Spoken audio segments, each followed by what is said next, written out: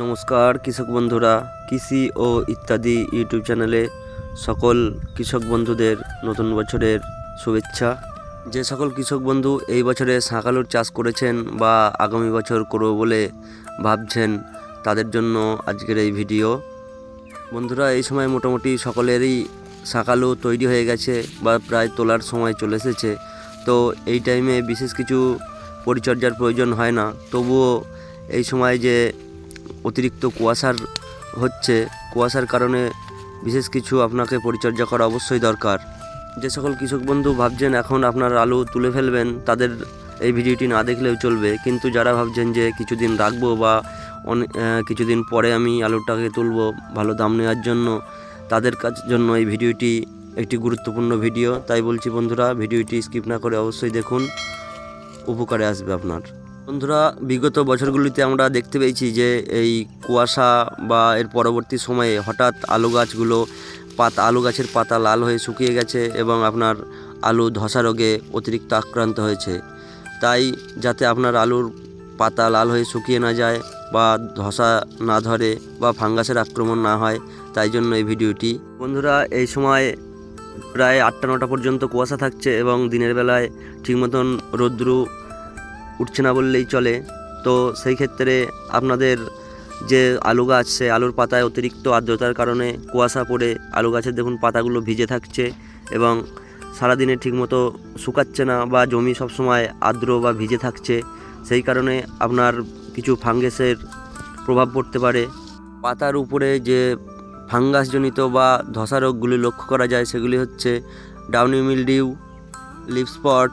এই ছত্রাকজনিত বা ধসা রোগগুলি আসলে দেখবেন আপনার আলুর পাতা হালকা হলুদ হলুদ বর্ণের হচ্ছে, কিন্তু কিছুদিনের মধ্যেই সেই পাতাগুলি সম্পূর্ণ হলুদ হয়ে পুরো গাছ হলুদ হয়ে গিয়ে পাতাগুলো শুকিয়ে যাচ্ছে এবং কাণ্ডে একটাও পাতা থাকছে না, যার ফলে আপনার আলুর ক্ষতি হতে পারে।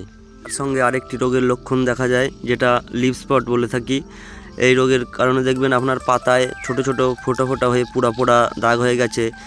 এই দাগগুলো আস্তে আস্তে বড় আকার ধারণ করবে এবং আপনার আলুর পাতা এমনভাবে শুকিয়ে যাবে, দেখে মনে হবে যেন পাতা পুড়ে গেছে। এই রোগগুলি সবই অতিরিক্ত কুয়াশা এবং সারাদিনে ঠিকমতো রোদ না পাওয়ার কারণেই, অতিরিক্ত আর্দ্রতার কারণে এই রোগগুলো দেখা দেয়। তার সঙ্গে আরেকটি রোগ দেখা যায়, যেটা আলু পচে যাওয়া। বা আপনি ভালো গাছ আছে অথচ আলু মাটি খুঁড়ে দেখবেন আলুগুলোর গায়ে সব কালো ছোপ ছোপ দাগ হয়ে গেছে বা আলুগুলো ধসা লেগে পচে গেছে। এই রোগটি বিশেষত এখন দেখা যায় না, দেখা যাবে কিছুদিন পর। আপনি আলুটা হয়তো রেখে দিয়েছেন পরে বিক্রি করবেন বলে, কিন্তু তখন দেখবেন যে আলু তুলতে গিয়ে অনেক আলু ধসা লেগে পচে নষ্ট হয়ে গেছে। এটাও কিন্তু অতিরিক্ত আর্দ্রতা এবং মাটিতে অতিরিক্ত রস বা ভিজে ভাব থাকার কারণে এই রোগটি দেখা যায়। তাই আপনার এই রোগ থেকে মুক্তি পেতে হলে আগে করে আপনাকে ব্যবস্থা নিতে হবে। এই ডাউনি মিলডিউ বা পাতা হলুদ হয়ে যাওয়া রোগ ও লিফ স্পট বা পাতা পোড়া রোগের জন্য আপনারা ব্যবহার করবেন অ্যাজোক্সিস্ট্রোবিন ও টেবুকোনাজলের মিশ্রণ প্রতি 15 লিটার স্প্রে মেশিনে 25 ml করে। এটি আপনারা পেয়ে যাবেন আদামা কোম্পানির কাস্টডিতে ও ইউজোডিয়া, তাছাড়াও আরও অন্যান্য কোম্পানির অনেক পেয়ে যাবেন।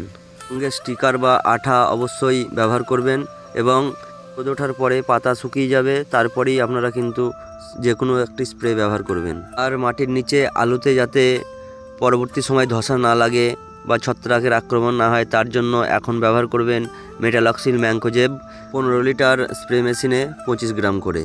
মেটালক্সিল ম্যাঙ্কোজেব পেয়ে যাবেন সিনজেন্টা কোম্পানির রেডোমিল গোল্ড ও টাটা মাস্টার, তাছাড়াও আরও অন্যান্য অনেক কোম্পানির পেয়ে যাবেন।